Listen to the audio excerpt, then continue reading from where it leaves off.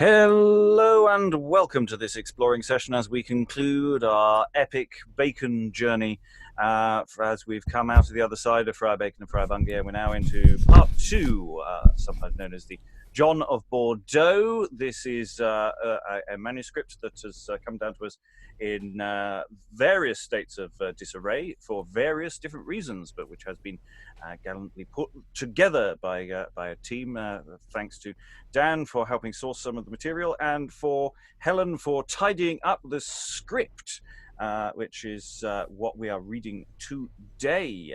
We are about a third of the way into the play, and we're going to be rattling on into the conclusion, hopefully finishing the text today.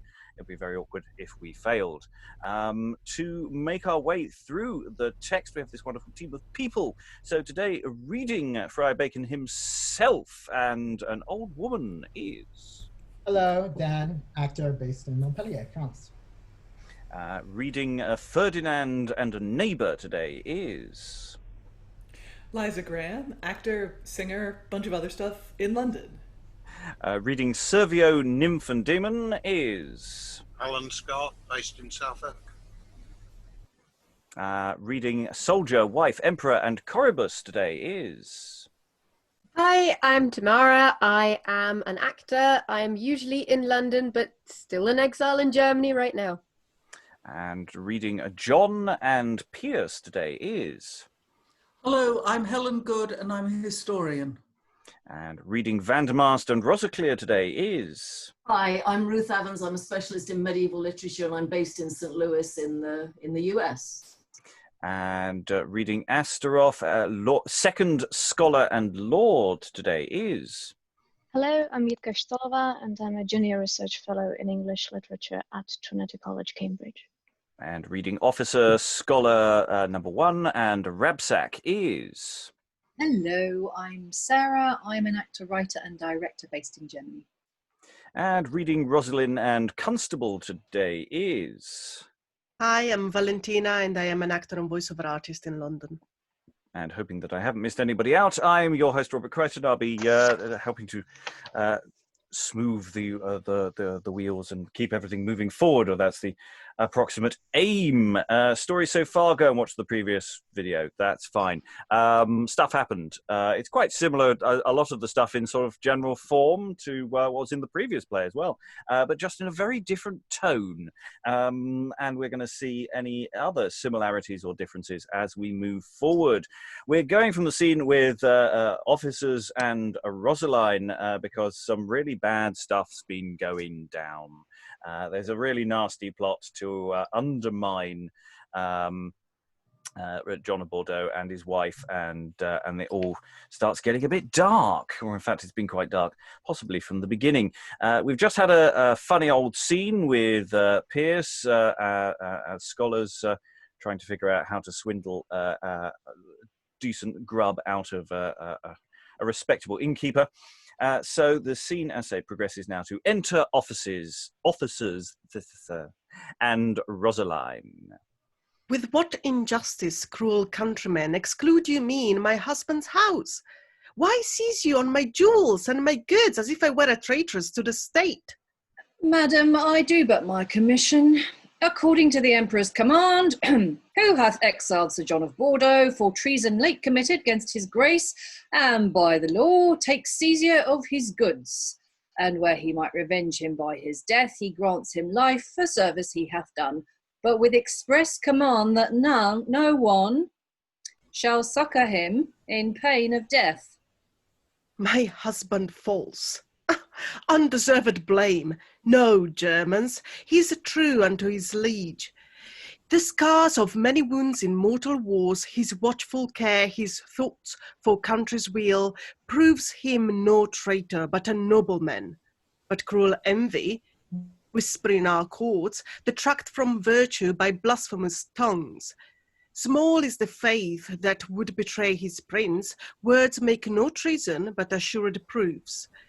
But such the custom of this wicked world, when fortune smiles, friends flock about our gates, but now they fly, and none will succour us. But thou be the God of right, the King of truth, I give myself and these babes to thee. Madam, I cannot succour you in this your want, and so farewell. So wordlings, so farewell, and leave a hapless mother to her need, and silly ones incapable of care, though nobly born, now must we beg and bred. These tender feet must thread the desert way, where care and grief, where hate and hunger haunts. But woe me, wretch, my will infers your woe, and Ferdinand, thy last procures our loss. Yet will I triumph in my miseries, respecting honour more than babes or life. I'll work for you, my children, ere you want. I'll beg for you, my children, ere you beg. I'll die for you, my children, ere you die. Come seek we out your banished father's ball, poor aged lord, unworthy of these wants. For Rossalin, her husband, is exiled. For Rossalin you beg and suffer blame, yet Rossalin lives, and will triumph in her arms, content to beg before she suffers shame, or yield to fury of the lustful Ferdinand. And she exits. So short, quite pointed, quite dramatic in many ways. Thoughts about this little scene as obviously coming in a bit cold? Anybody got any immediate thoughts? We've met Rosalind before. We've had a few short encounters. How are we feeling here? She's a bit choric. Mm-hmm. Tamara? Well, I was going to say that it's a sharp contrast to Peggy, because we kept drawing comparisons, and I feel like she feels very different. I mean, we've said that yesterday, but just in the way that she reacts and everything, she seems pretty different to me.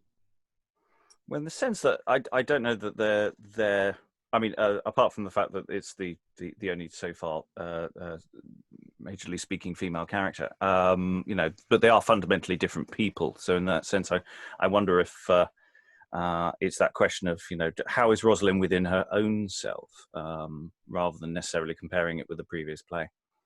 We're meant to see her as a fairly pitiful figure, aren't we? You know, she's turned into a beggar. She's got to go off and... isn't she meant to be like an object of pity at this point? Absolutely. But she's very much a mother, and she doesn't seem to lament that much for herself as much for her children. There's a promise there, isn't there? You know, I'll work for you, I'll beg, I will do things. I would love to know what come seek we out your banished father's, I don't know what that word is. Bower, I thought maybe. Could be, yes. Doesn't make sense. Well, as in where he stays. Yeah. Where he's sleeping. Yes, I put a question mark next to that. Alan? Yeah, I think I'm reminded we've got a bit of a callback here to the character in the Richard III we did last week, who was also dispossessed by the authorities on no good grounds and forced to beg, and everybody forbidden to succour her. Mistress Shaw. Mistress Shaw. Sorry, my memory's gone completely at the moment. but I mean, she was.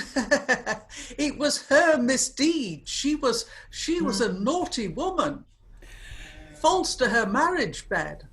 And she was being publicly ridiculed, but hey, we're victim blaming a bit here. Yes, we are. In a looking glass for London and England, we also had a virtuous wife and mother reduced to beggary by one of her sons that had grown up and was a courtier. Oh Lord, yes, I'd forgotten her. Oh, that's a good parallel. Okay, any other thoughts before we move on? It's a very short scene, so maybe overlaboring that. Let's move forward then. Enter John of Bordeaux with soldiers. Now, Christian chieftains, let not courage fail. Although our foes be numberless in view, our quarrels just, and God will strengthen us. Ha, Lord General, our men are wasted sore. And what of that? Can we not levy more? Let us that live condemn their hugy cost, and hold our own until more succour come. Meanwhile, I will inform his majesty in what despairing state the city stands. And inferred entrance of Servio.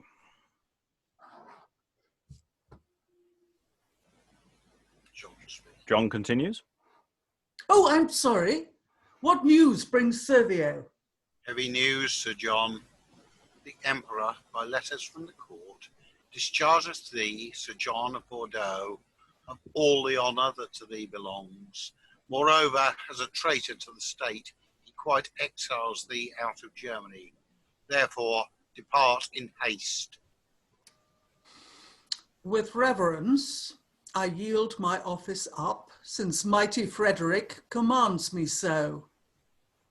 But for my faith, disprove that whoso dare, my sword shall it approve in spite of foes. Speak, soldiers, let my greatest foes accuse me. Have I been proud? Have I withheld your pay? Have I conspired to damage by device? If none of these, why then, surcharged with years, I am exiled, that never made offence. Sir John, I know of no ground of your offence, but this I know, that you are banished hence, and now I may not suffer you to stay. Therefore depart, and if you love your life. O heavens, to you I lift my guiltless hands. Thou know'st my truth, how well I have deserved. O Rossalin, my loving wife, no more shall I behold thy children's face. Sweet babes, your father, banished from your sight, is clean exiled from joy. Soldiers, farewell. Tears stop my speech, and time shall try my truth. And exit Sir John. 'Tis pity that so resolute a man should be exiled without apparent proof. My heart doth melt to see his tears. Man so old, exiled from native soil, a lord so highly loved, so soon disgraced. But mighty are the pleasures of a king, which we with reverence must think upon. Come, soldiers, let us to our watch. Our dangers call us hence. We must depart. And he exits as well. So, yes, we've had Rosalin's been given the bad news. John now also has been given the bad news. Two brief scenes in complement with each other. Any thoughts there before we move forward? It's interesting that she gets the news before he does. I mean, geographically, that's right. But it's an interesting juxtaposition. And they're both very quick. I mean, it's amazing how soon they're over. An entire career blasted. Such are the reversals of fortune. Yes, wheel turns. Anything else before we go into something a bit meatier? Okay, let's crack up. Say again? Or hammier. Or hammier. Certainly more meatier, yes. Ham, bacon, gammony, perhaps. Enter Ferdinand and Vandermast. Wise Rossalin, but not so wise as fair. Fair Rossalin, yet not so fair as wise. Because thy wisdom doth surpass thy fare, my heart is wrought in trammels of thy hair. Thy hairs are goodly to entrap the heart, but proud thou art, yea, virtuous proud thou art. Woe, woe to love that wrought so great a smart. 'Tis foolish passion, mighty Ferdinand, little beseems a mighty monarch's hope. Has not proved fortune lends thee wings to mount, beyond the reach of any common man? for fortune, honour, wealth, or any worldly goods. Yet want I all in wanting Rossalin. Suffer discretion to subdue thy will, then wisdom well exiles his foolish love. You bookmen tell us tales of sufferance, but being stung, who more impatient? But Vandermast, if thou contrive no more to cure my harms, farewell, a fig for art. Nay, stay, my gracious lord. Even now my promised past shall be performed, and Rossalin, whose rigour wronged your heart, shall by my art enforced be to love. Ah, Vandermast, thou flower of Germany, famous for cunning, favour me so much to get me grace of lovely Rossalin, and I will make thee partner of my wealth. I will, what will I not? Tut, tut, my lord, your oath are lovers' oaths too soon forgot. I take no promise to one oath you swear, but sit you down, and whilst you feed on spleen, I'll send you hither soon your fairest queen. And the notation is for a chime and Asteroth ascend. With me this. Fetch me the wife of John of Bordeaux, clad in her nightgown, unto Ferdinand. Haste ye hence, I imperiously command. Enter Bacon. The air is blent, some spirit is abroad. My chime foretells some danger to my friends. Astro, quo petis? Tremor quid moraris, great Vandermast, have raised me from the...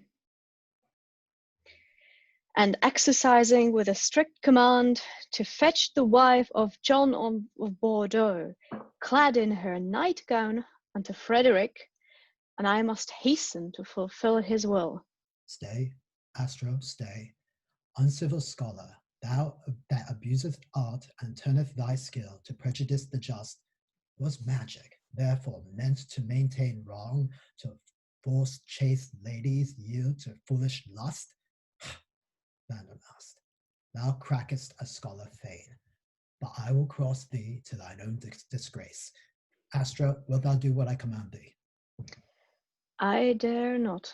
Stay, trembling lackey, to my outstretched wand, or I will tie thee for 1,000 years, where Lucifer nor all the devils in hell shall once recuse thee from my magic spells. Shall it be said at Oxford in the schools that Bacon was disgraced by Vandermast? Wilt thou do what I now command thee do? Whatsoever. Come on thy ways, I'll tell thee what to do. And they exit together. Ah, Vandermast, what meaneth these delays? Be not impatient, mighty prince. The night is long. Otis has not pitched her labouring vein between Aquarius' arms. But see, your bright Lucina, how she shines. And enter John Holland, but I'm not going to read the rest of the inferred stage direction. We'll just pretend, we'll see how the rest of the scene plays out in the audience at home's mind with just the dialogue. We'll discuss what's going on here in a moment. Aye, now meseems I climb the sacred sphere of Paphian quine, and trembling bow my knees before the commander of my heart. Ah, be not coy, for I am quite consumed. Let me embrace thee, beauteous as thou art. These are immodest greetings, noble lord. I wait my courtship from another man. Tut, pretty one, you overshot yourself. You use the pleasures of a prince's love. You would not thus despise young Ferdinand. Is he not young and son unto an emperor? What would women more than young and rich? Your science, Vandermast, and learned skill is able to subdue a woman's will. Wilt thou, my dear, consent and yield me grace? I cannot choose. Such learned clerks as these must be obeyed. I'm sure that's... She shall not choose. I play the priest. I'll give her thee. A pleasing gift. Then take the veil from off her face, that I may see the brightness of her face. Zoons! My lord, it is my wife! Why, foolish scholar, hast thou lost thine eyes? 'Tis Rosalind! Ha! No, my lord, it is my wife!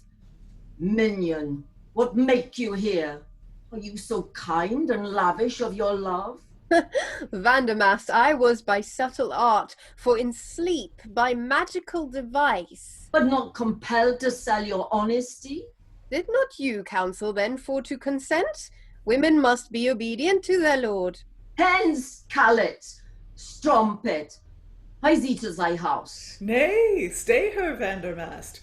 You have surrendered your estate to me, and I will hold my own in spite of art. Cursed and crafty Bacon, thou art he whose magic spells has overreached me. Damned furies wait upon thy claim, my hell itself be harbour for thy ghost. And that darest abuse the German Vandermast. Villain, thou shalt soon abide the guilt, for by thy death I will revenge his shame. Impatient scholar, rest content. Hold, take thy wife, and prithee on thy books. Thou wantest art, I see, to cure my harms. In sorrow thus must Ferdinand consume, deprived of her that is his life's content. Hence, minion, hie you to your home. Beshrew his craft that brought me to this scorn. A plague on him that threatens me the horn. Bacon, thou art the man that hath conspired the cursed stratagem. Come, let's away, lest day discover us unto our shame. And exit everybody. I'll get you, Gadget. It's interesting. Bacon seems to have put together a demon alarm. So I think the stage direction there, where it says Asteroth ascend with chime before, I think it's got to be the other way round. The demon arrives, and then the alarm goes ding, ding, ding, ding, ding, ding, ding, dong, demon alert. So John Holland, who is again the actor concerned, but is presumably playing Vandermast's wife, veiled in that opening encounter, and it's that question of at what point do people realise what's going on? Thoughts about that scene? Lots of things to pull apart. Who wants to leap in? Go, Liza. Well, first of all, I would challenge the assembled academic luminaries here to find a worse love poem than the one that Ferdinand opens the scene with. I think it may set a new level in badness for this early modern period here. It's a wide field, but it's a contender. Secondly, the bit of farce with Vandermast's wife is funny on its own, especially given the wife's reaction. She might be quite into being a prince's mistress. Who knows? It's funny on its own, but it's also possibly a shout out to John Dee, who got conned into doing some wife swapping with a medium, Edward Kelly, whom he was working with. Kelly insisted that the spirits wanted them to sleep with each other's wives for reasons, and Dee, for some reason, fell for it. Anyway, it may possibly be a shout out to that, or it may just be a bit of supernatural comedy and why you shouldn't use magic to bring someone else's wife to someone who wants to pay you a lot. Yes, there's a lot of sort of, again, that sense of the Vandermast Bacon rivalry being played to muchly here. They've set it up at the beginning. It's with call outs to the previous encounter. And again, as per usual, Bacon's just not really trying, is he? He's just sort of sauntering through, ta-ta. He doesn't really work at his magic very hard, apart from building giant heads.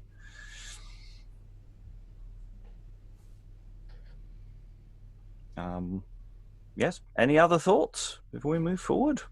Yes, I apologise for the rather excessive stage direction, which you were quite right to cut. It's just that I got so excited by actually working out what on earth had gone on in this scene that I just had to write it down. No, I think it was good. It was a lovely bit of clarity reading through it. I found it helpful. Yeah. Because it's confusing because Vandermast immediately realizes it's his wife, whereas Ferdinand is still kind of caught up in all of mistakes for Rossalin. I think we'd already established that Ferdinand's not the brightest match in the box. That's true. Or the world's greatest poet. Jitka. We again see the comparison, if we want to see the comparison with the first part, where their duel between Vandermast and Bacon is a scene within itself where it's a battleground of two people conjuring their minions that can beat each other. The Pokemon battle I mentioned yesterday. Here, their tricks are achieved by getting other people involved, which for me has again a bit of a more sinister undertone. It's not a confined, enclosed battle of academic wits. It works with people a bit more. So what do we think Asteroth should look like? I'm just on a costuming potential here. What does anyone know what Asteroth? If there's any data out there, or can we just go mad? Should he not just be in the standard devil suit that I assume every company had? I would assume so, but maybe they go all out. Maybe so. Maybe they do. Maybe there's something special about Asteroth. I don't know. I mean, it's a lot later, but doesn't Asteroth crop up in Blake's illustrations? Yes, I think he does. I think he does, and it's fairly out there from what I remember. So you could always give a nod to the 18th century if you wanted to. Cool. Okay, let's crack forward, however, into the next scene, which is Bacon. A bit of Bacon once again. But enter Bacon and Scholar. Say, English doctor, are these opinions true? May this your magic doctrine stand with art, or doth a power beyond all human sense govern the order of your actions? My son, hast thou perused Aristotle and marked with judgment every line he writes? According to my power I have approved, to shun erroneous censure of his book. Herein I like thy mind and humble bent. For whoso wanders in philosophy must read and think, and thinking read again. For more the soil is tilled, the better fruit, and more a man doth study, more his skill. Hear me, my son, the entrance into art, as oft the Stagirite with cunning shows, is like the air unto the curlew's eye, whose subtle essence floats and flies away. But when the eye transfers unto the heart the strange idea of so rare a being, then gins the mind to work of things divine. It, trembling, works upon the mover's might, who seeing nature perfected by art, the boneless genius, mighty in his power, lets loose the reins of reason to conceive things past belief. Hereof conjectured is that poets write sapiens dominibatir astris. My mind is heaved beyond the common reach, and now in shadows I behold no more. See in substance what true wisdom is. How far thou art, young man, from judgment yet, or sight of things according as they ought. I'll learn thee straight away. Where art thou now? A mile from Hosburger, wandering in the woods. Lo, how thou art transported from thyself. See here, the ruin of Ravenna walls, 300 leagues from Habsburg's plains and more. See here the woods, whereas great Amurath embattled against the emperor's hapless power. Sit down, my son, and silent thou shalt hear such plaints as well may pierce a piteous ear.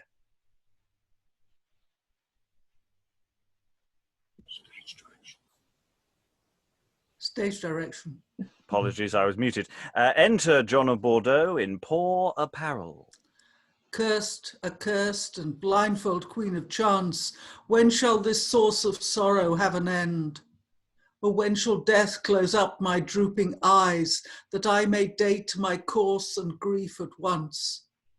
Yet ere I die, would God within mine arms my loving wife and children were embraced, and that my prince, in breathing of my last, might know my truth, how well I have deserved.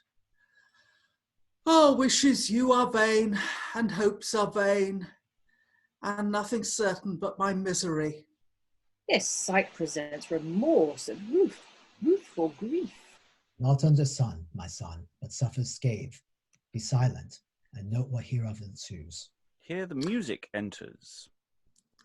Poor John, what piteous power relieveth thee in bowels of plenty?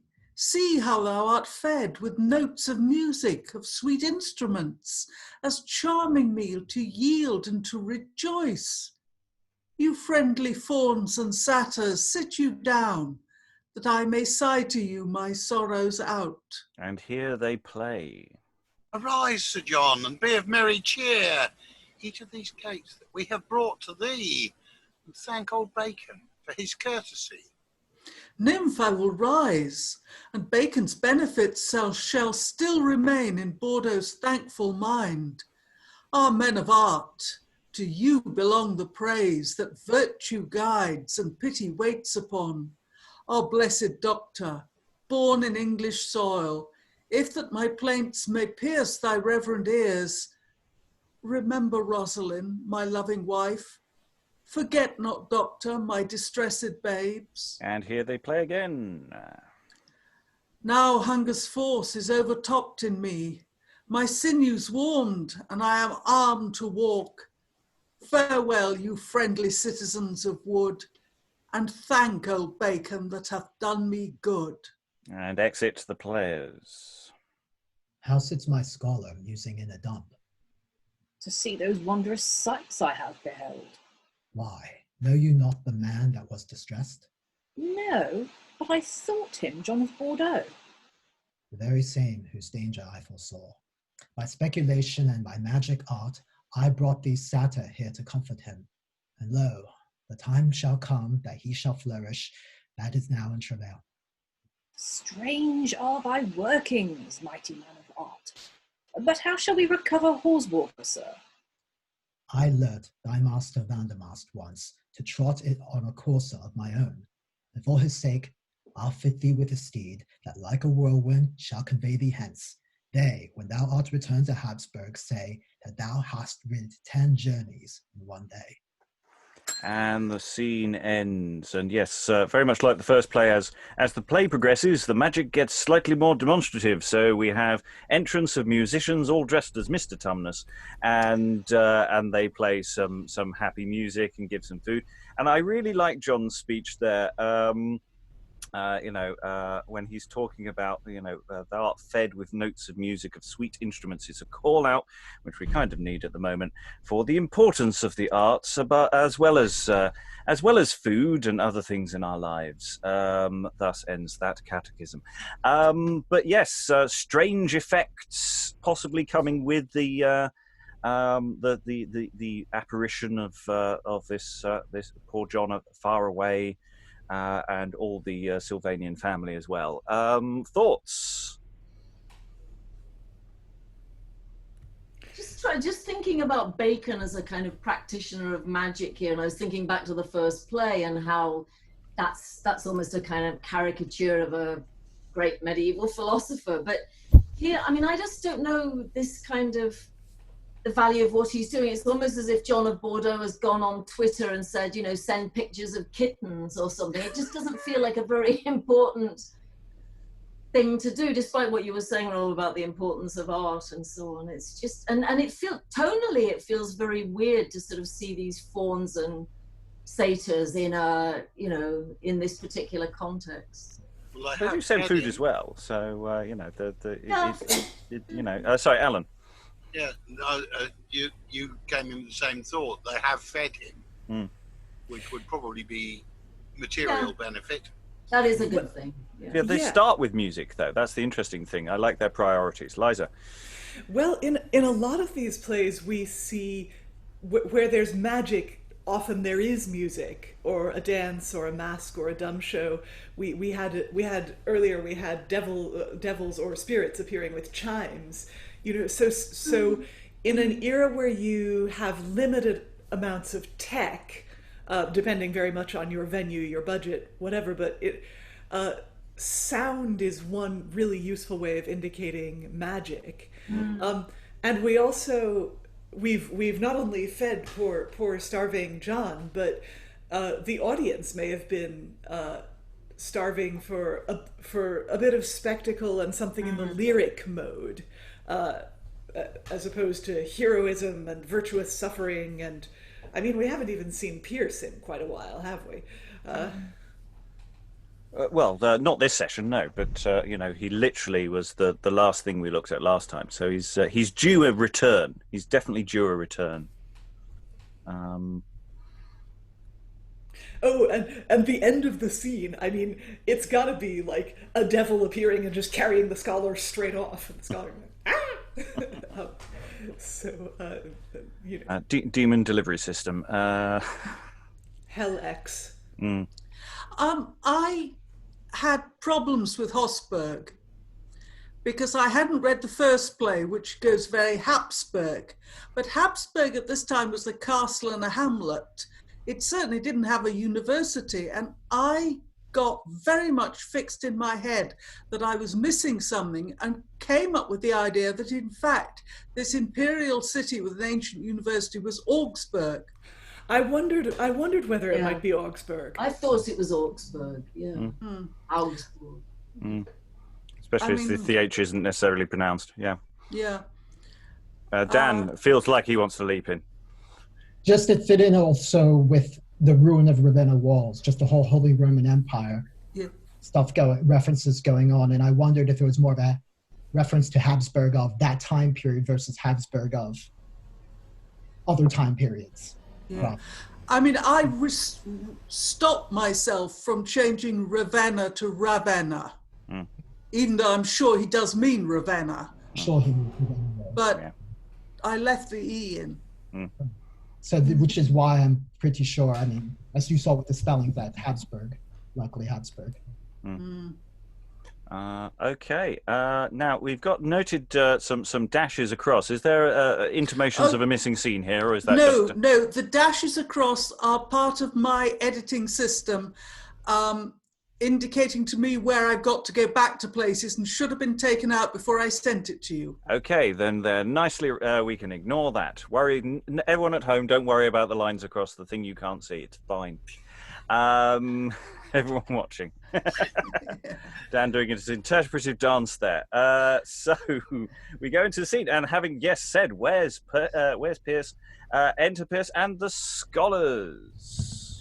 Come on, you mad slaves! Hath Perce not fitted you with victuals and paid no money? Aye, but Perce, the hostess is coming after us and hath brought the constable. What shall we do? Far fear not, let him come. I am provided, let me alone. Perce, she brings a spit with her. That shows we shall have roast meat to supper, though we had nothing but sodden meat to dinner. Let her come. Enter old woman, presumably with a spit. Where are these knaves? Where are these rascals? Are you here? Ha, thou ill-faced knave! Canst thou find in thy heart to eat my bread, and my beer, my puddings, and my sauce, and go thy ways and not pay for them? Thou old trot! Did I eat any of thy puddings? Tripes, thou didst, knave. Say pudding, whore. I say tripes, knave. Say pudding, whore, and thou darest. I say tripes, and pay me my money, or have thee fast by the heels. Come hither, good man. Nicket, Master Constable, come away. Hold thy tongue, thou old fool. I knew thou wert fat about the heart, and I did it but to breathe thee. Come on, receive thy money. Here they go into the circle. Marry, with all my heart. The scholars of Bacon have been here without any money. They made good cheer. And about she goes, and about she goes. Enter Constable. How now, my masters, are you that run away with Joan's house and will not pay your reckoning? Who? We, Master Constable? No, faith, sir, we are no such men. We have paid her. And look, where she is dancing for joy. 'Tis well done. Now, neighbour John, the scholars of Bacon have been here without any money. They made good cheer, and about he goes, and about he goes. Enter the neighbour. What? How, neighbour? Some drink, you old queen. My wife is sick and I can get none. And we've been here this half hour, and she will not leave dancing. Pray, see and you can make her leave. Come away, you old fool. The scholars of Bacon have been here without any money. They made good cheer, and about he goes, and about he goes. And enter the wife. Tamara. Muted. I thought I was the wife, not the neighbour's wife. Okay. I don't think there's a neighbour. I don't think I differentiated. Did you see my husband, honest men? I sent him to the ale house for some drink, and he comes no more. Is that your husband? Why, he's so far in love with the old woman, he has no mind of you. Cock's body, you knave! Are you dancing? Come away, or I'll set my 10 commandments in your face. The scholars of Bacon have been here. Without any money, they made good cheer, and about she goes, and about she goes. And exit Perce, enter Vandermast. What make all this dancing? Here, I'll undo this charm. Oh, alack, where have I been? Why, how now, mother? How came you to dance in this circle? Marry, sir, here was Perce, Friar Bacon's man. He hath done this deed. Well, come, mother. We'll be revenged upon him. And they exit. So yes, so the stage direction earlier, here they go into the circle, is presumably that's when the charm is added and the dance of never-ending circleness occurs. It does raise the question that therefore question about the earlier scene with Perce about, you know, was that actual magic? Because he obviously can do some magic, and it seems to be. Maybe it's just Perce learns the magic that it's useful to him. Beer and distraction tactics. Practical magic. Because, you know, off the page it's utterly incomprehensible until the end, and you go, "What the hell's going on?" But you know, this is so dynamic, so many interesting things. Dan. Oh, just saying that he has learned the Force. Obviously, you don't need to see his identification. Yeah. The thing is that I think that in the first half, because we're thinking about Miles in the previous play, we greatly underestimated Perce, who is, I mean, Perce's Latin in that first scene wasn't that bad. I mean, the stuff about the cobbler and the constable, the Latin that he uses is effectively let the cobbler stick to his last. The stuff that he says, okay, it's beer and tavern related, but when he talks about parts of speech, he doesn't actually get them wrong. I think, in fact, that the scholars are open-mouthed in wonder at his strangeness and verbosity rather than actually poking fun at him. No, Dan disagrees? Or... Totally, I imagine. No. I just thought the reading I had of him, especially how he describes his, I think his leather-mouthed tongue or something like that, and the fact that he's Bordeaux's man, and the fact that it certainly seems comparable to Miles, leads me to believe that. And also the way that he pronounces words, so he's dropping a lot of H's in the spelling there, that Helen kept, in fact, the dropping of them, that he certainly appears to be of lower class, which is why I came up with that, and why I decided to use that voice for him. Yeah, so, I'm not saying you're wrong, I'm just saying that I disagreed. Oh, no, just I think he's being underestimated by everyone, and that he's not as competent as he actually is because of how he looks and the way he speaks. Helen, are you waving?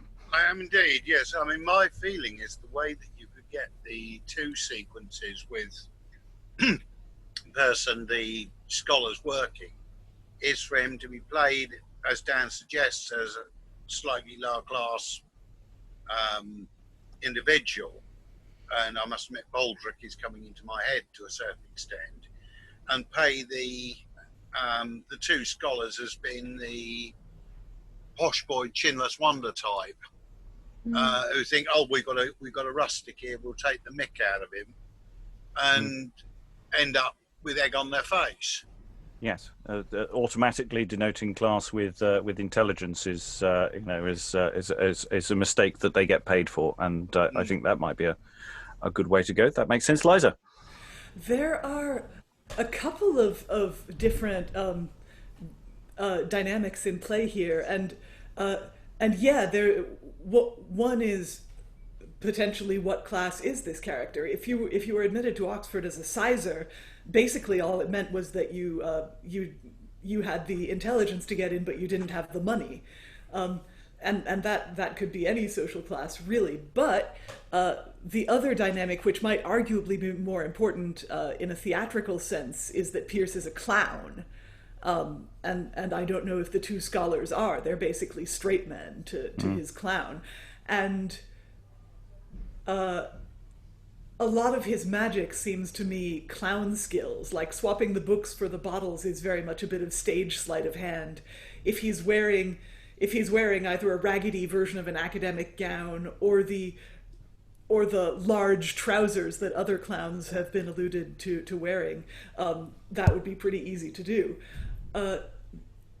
So yeah, the Armin's distinction between a fool natural and a fool artificial comes to mind, that possibly the scholars take him for a fool natural where he's actually a bit of a fool artificial. But yeah, accent might also be a thing. Yeah, I mean the thing is, if we go with, he is the clown, therefore he can sort of cheat and do both, because of theatre. Ruth. I see him less as a clown and more as the kind of topos of the students that everyone thinks is stupid or lower class, but actually is really smart, like in Chaucer's Reeve's Tale, where you have the two Oxford students who are, getting one over on the thieving miller, and it's the same kind of thing. You don't expect somebody working class to be smart like this, so I see it more as that kind of idea. Any additional thoughts? I mean, just about the dance, about what they we got. Are they singing? It seems like they're singing, but it could be something more demonic. I don't know. About the way that works and how many people can we put into this circle chain of dancing? How grotesque could we make that scene? There's so much potential there, because you could have a whole pub coming out. Any members of cast who are not on stage? Yeah. With the speaking role at that stage, entire company. And again, we have magic and music going hand in hand. Yeah. The change of status from normal life to this hypnotized dancing. Yeah, I mean that gives us a really good route in also for thinking about how to actually achieve the magic effects, etc. Is that we tie it in from music from the very off. I think that's a really, really good route in. I like that. Dan. Just wanted to back up to Liza's point about the clown, because I absolutely agree about that. Also the way that his dialogue is written in prose, and somebody's actually done the study of percentage of text that Miles has versus Perce. They have about 12%, exactly the same type. The type of clown insertion text, or I should say the type of role that a clown would have in a text if he's going to be playing that role. So he certainly seems to be fulfilling that function. Not that there aren't other clowns, but certainly I think he is one. Okay, we need to move forward, I'm afraid. If you've got any additional thoughts about the Vandermast revenge. Will he get his revenge? I don't know. Let's find out. We won't in the next scene, though. Next scene, enter young Rossaclere in beggar attire. Stolen from the court in this disguised array to help thy mother in her deep distress. The king commands her no relief of food. Yet beggars boldly may do beggars good. Enter Rossalin with her children. Though nobly born, come children, learn to beg. Weep when you crave, my boys, your case is good. Bread must be had, though it be bought with tears. And though you beg, it is in my behalf, to guard my honour. Little ones you beg. Die we in want, yet honoured shall we die. Who gives 1 penny to these pensive babes? 1 penny to relieve a matron's want? How charity thou now art weighted, will none give ear? Come children, walk along. 1 penny, master, for to buy us bread? 1 penny, master, for my babes and me? Oh, virtue, thou art scorned in misery.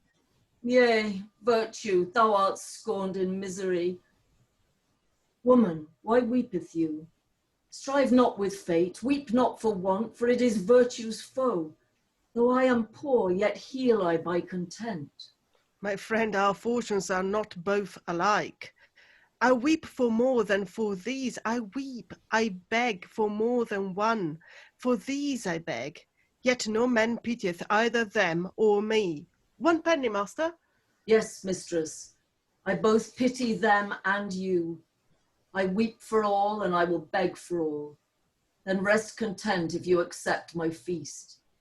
Sit down and taste a beggar's homely cates. When these are gone, the heavens will send us more. Pity hath fled the rich and dwells with poor. How like you of our homely delicates? Hunger hath taught me, and my children both, to feast it with meanest as the best. The time hath then afforded better fare? I count not what we were, but what we are. Where were you born? What was your husband's name? Their pause, good sir, I dare not tell the same.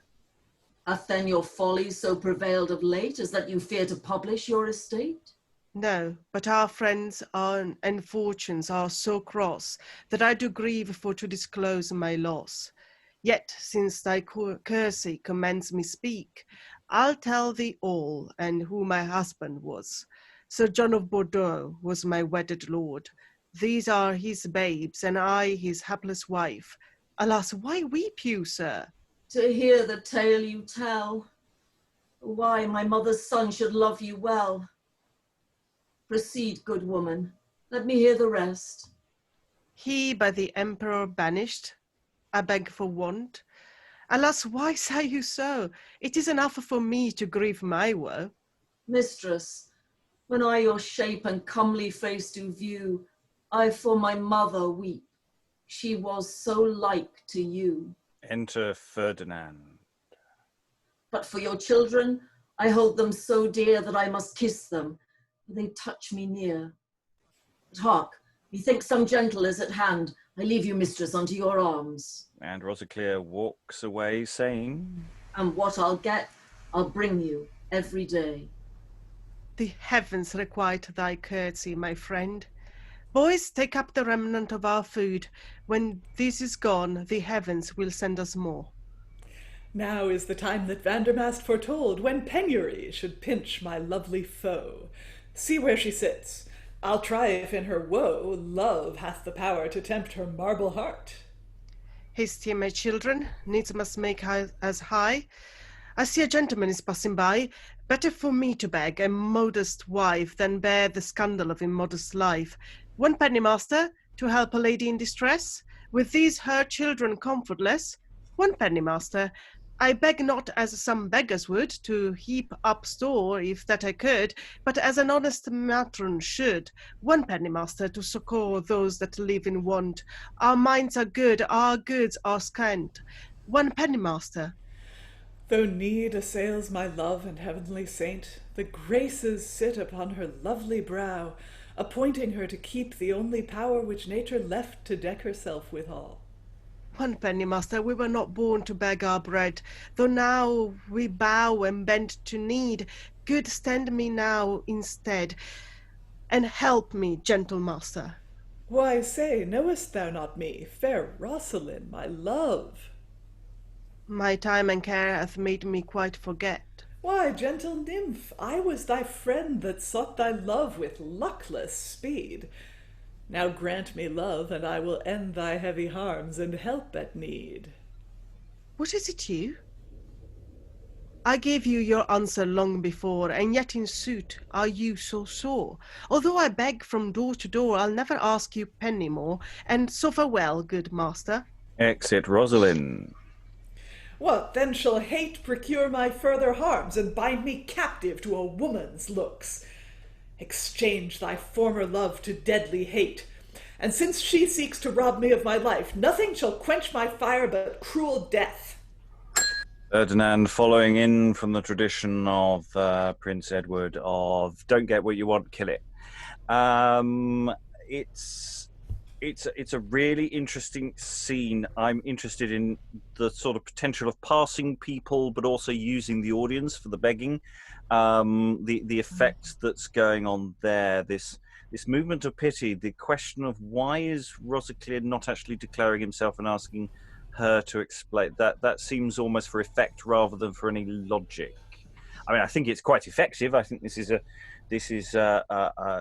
a sense quite a moving opening to this scene, but I also feel like a bit exploited for the effect rather than for good reason.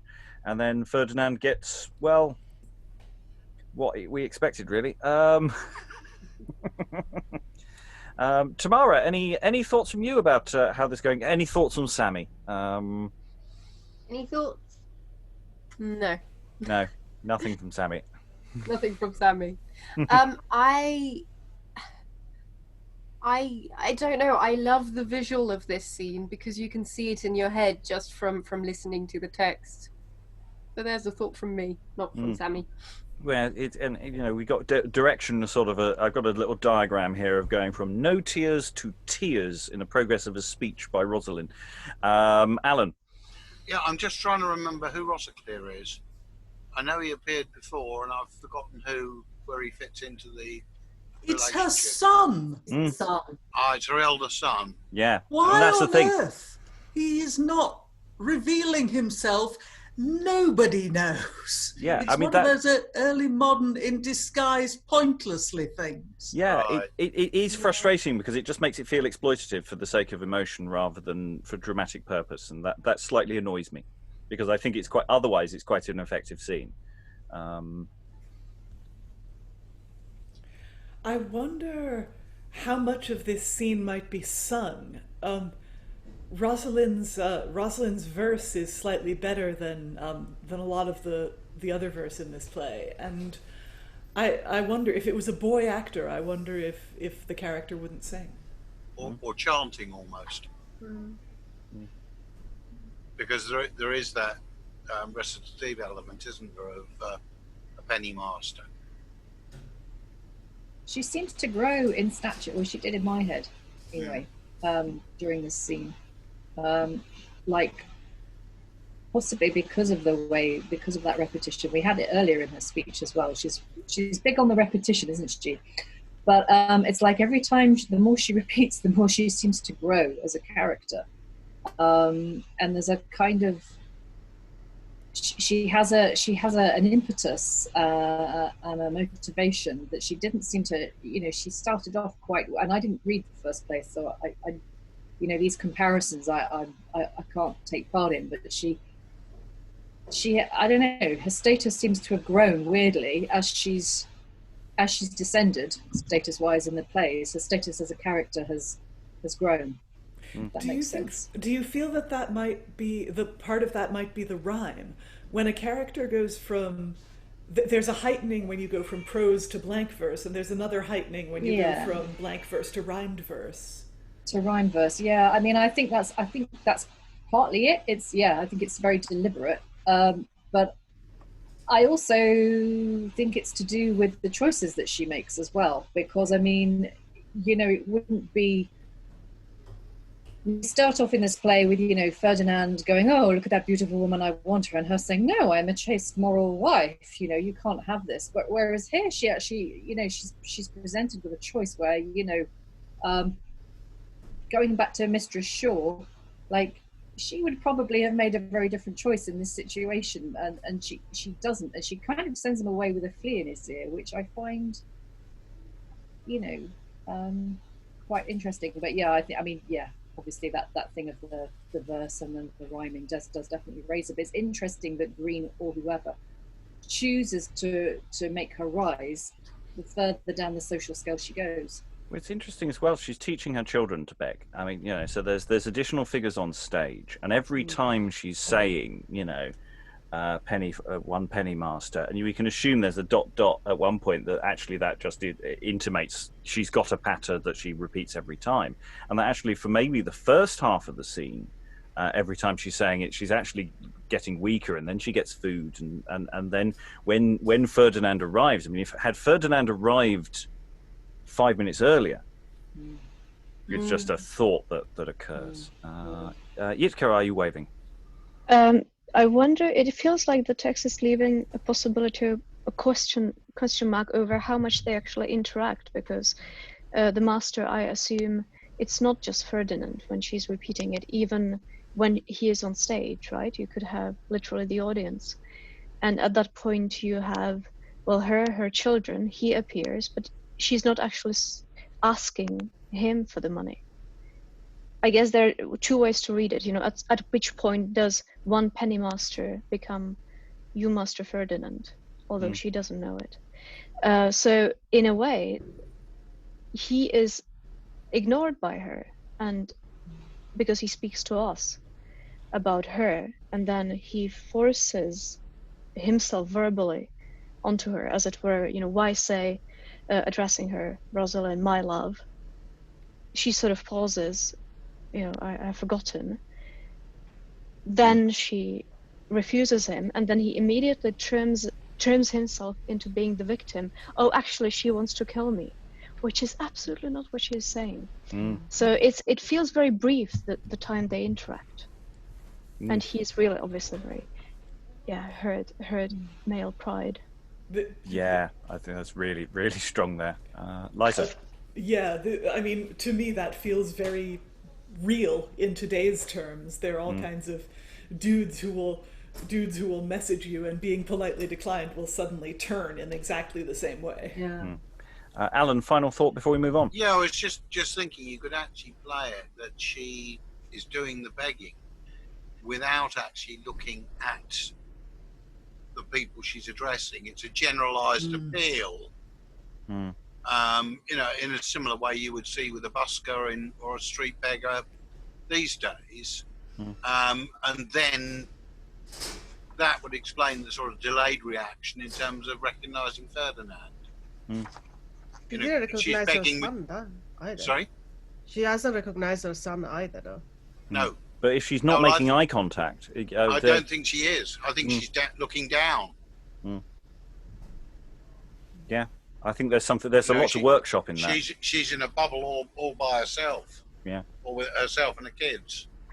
Okay, let's move from this scene of woe into a much higher status area. We're going to return to the Emperor and Servio. So enter Emperor and Servio. Ha! Servio. Whether the grief of this unhappy news or strange disease by some infectious air hath crept into my bones, I cannot tell, but I am passing ill. But say, Servio, was not the town strongly manned, or wert thou fearful and despaired of help? So, good my lord, how fell the matter out? After Sir John of Bordeaux was exiled, the Turks, impatient of a long delay, to see so small a town hold out his force, they drew their troops more nearer to the walls. There had you seen how bold the Bashwals were, how hardily the Janissaries fought, how royally great Asteroth himself performed. Then your highness would have said that Philip's son, armed with Argentine, been come to make a second sack to Babylon. I will not say what service I did there, let others tell the acts that I performed. But, sir, the Germans stood upon the walls as hardy as the men of Ilion that guarded Troy from fury of the Greeks.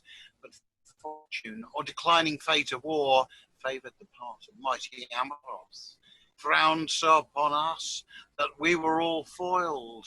The city sat, and I ta'en prisoner with them that 'scaped the fury of the sword. But what did Asteroth do then? Thinking I had been John of Bordeaux, he graced me with a royal entertain. But when he knew that I was Servio, and that your majesty had banished him, he fetched a sigh and swore a solemn oath your highness had disparaged all his thought, in reaving him of such a martial foe. A braver man, quoth he, was warlike John, how hardly and how resolute in fight, how full of honour in his basest deeds, thy emperor unkind and too ingrate to banish such a noble man as he. Therefore, to venge old John of Bordeaux's wrong, I'll sacrifice Ravenna up in smoke. With that, he set the city straight on fire, and I returned dishonoured to your grace. 'Twas not for naught that mighty Amurath favoured the traitor Bordeaux with such praise. Only for honour of a martial mind. Then let him back to Turkey to the king, and spend his life with Amurath in court. But here comes my son. What news with thee? Thou lookest so sad. So enter Ferdinand with Vandermast. How can the son but grieve his father's ill? Hast thou, my son, some secret to impart? Please if your grace to absent Servio, I have a matter of some weight to tell. Servio depart. Indeed, Servio departs. Wearied with grief to see your highness sick, having my face distressed all with tears, I went to Vandermast, that he by art might search into the cause of your distress. And there I find infallible set down how Bacon, that injurious Englishman, conspires with Rossalin to seek your death, by witchcraft and by baleful sorcery. I hope your grace holds this conceit of me, that my allegiance to your majesty to be more dearer than my proper life.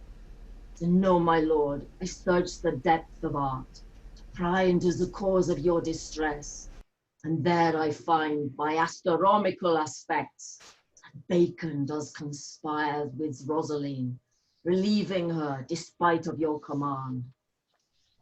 Jacques, if this be true, I will advance thy head above the nobles of my land.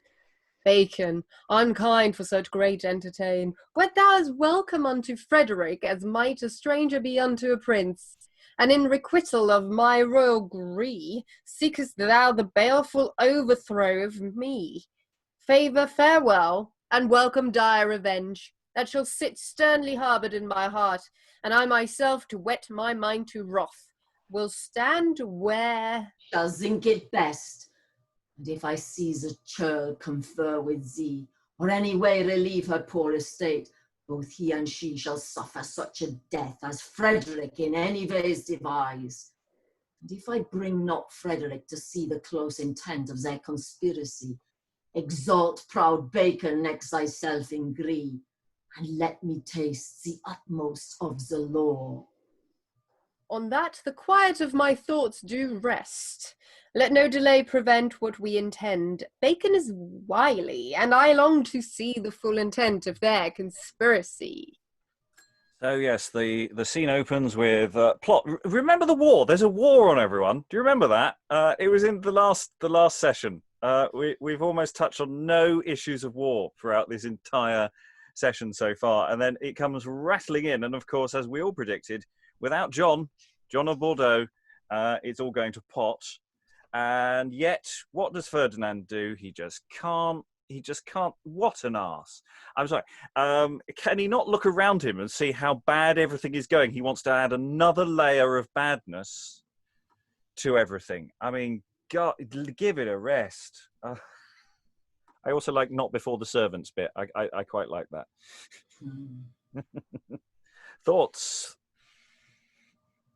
The emperor believes everything. Yeah. Instantly. He believed in John of Bordeaux's treachery. He now believes that Bacon's a bad man and is conspiring with Rossalin. He is one of the most credulous rulers I've ever come across. He deserves to have his kingdom destroyed by foreign invaders. I'm sorry, it's as simple as that. There is a thing I did with Servio. He's Servio in the stage directions, but he gets put down as servant in the speech headings. on the grounds that it's a translation of Servio. Mm. And I've changed that back to Servio. Mm. Sorry, that's just a heads up. Yep. But I think it was the right decision. Other thoughts about the dramaturgy of this particular scene? Anything about what's going on? Liza? You're muted. Helen, I didn't see the manuscript and you did. Look in the chat. Is there a chance that the last line of the Emperor's penultimate speech in that scene would be, "We'll stand where Vandermast shall think it best"? Or Absolutely. There is every chance that it could be almost anything. I'll check that one out. Yes, I circled that myself. That might be my error creeping in before it reached you. Yeah, I'm looking at it right now. And Mm. Yeah. Which means the Emperor's talking for a damn long time. You're right, that is Vandermast. Yes. Oh, sorry about that. Yeah, my bad, that. Sorry, which is Vandermast? Vandermast's last speech isn't Vandermast's last speech. It's I couldn't work out what was going on and stuck in the dots because but in fact, Vandermast is part of the part of the line. We'll stand where Vandermast shall think it best. Yeah. That's right. I think absolutely obvious. It's the Emperor. It's the Emperor that's. I just don't want to get too bogged down in textual things that no one watching the video will get. Okay, I do think the last 4 lines are Vandermast. Yes. Yeah. Right. Yes, of course. Okay. Any other thoughts about the scene itself? Action within it. Okay, then let's move forward to the next scene. Enter Bacon and Rossalin. Lady, be patient in your miseries. The hand of God is heavy for a time to try your sufferance in affliction. But when he sees you humbled to his mind, his bitter storms will have a quiet calm, and he will temper fortune's tyranny and manifest your virtues to the world. Oh, friendly man, my sorrows doth exceed. Passing in numbers Ganges' golden sands, I am defamed, yet never made offence. 'Tis princely, Rosalind, to bide reproach without desert. My friends forsake me quite. The righteous God will never fail the just. My children want. Fear not that. God which feeds the birds will yield refreshing for thy babes and thee. My husband is exiled without offence. The happier he who suffers in this world.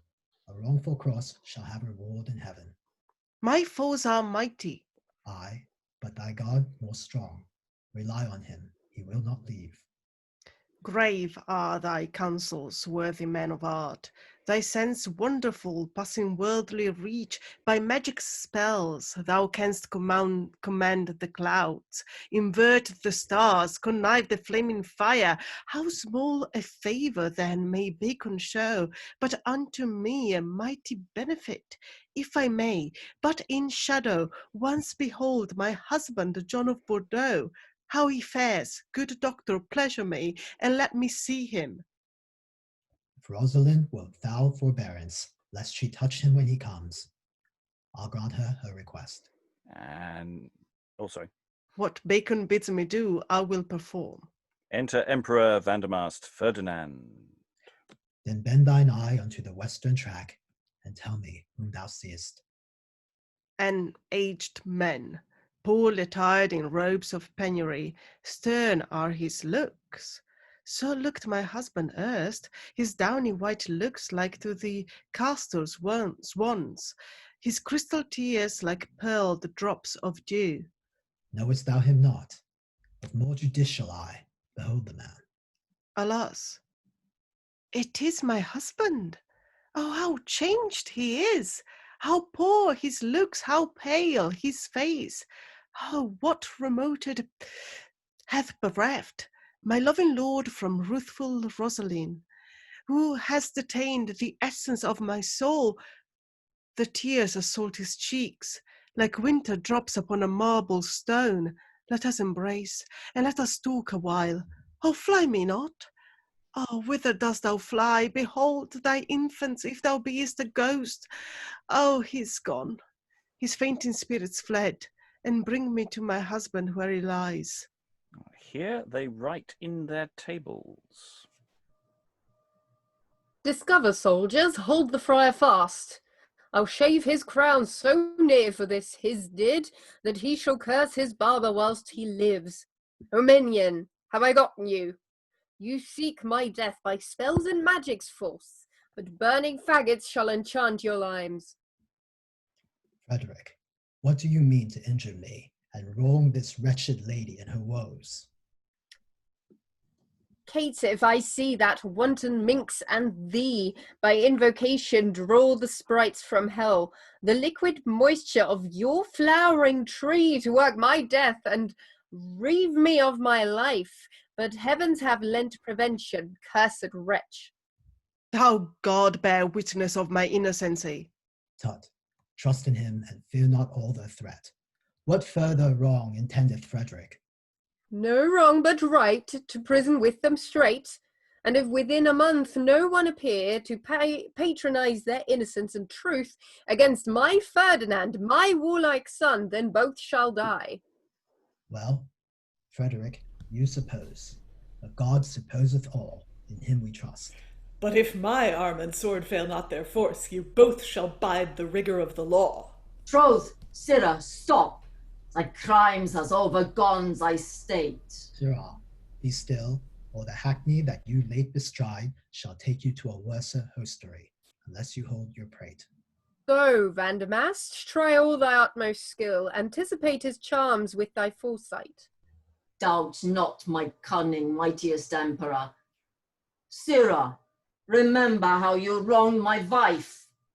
I'll teach you to jest with German Vandermast. Prithee, be sage. It often comes to pass that he which most presumes will prove an ass. And they exit. So the first bit of the scene is fairly straightforward. Once again, let's look in the magic mirror, but don't touch the water.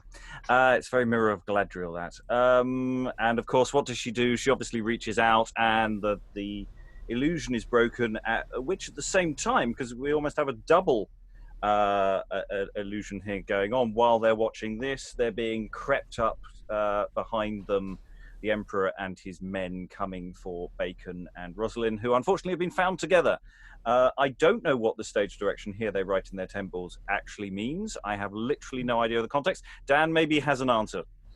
So writing tables, which date back hundreds of years, are erasable, small, portable notebooks.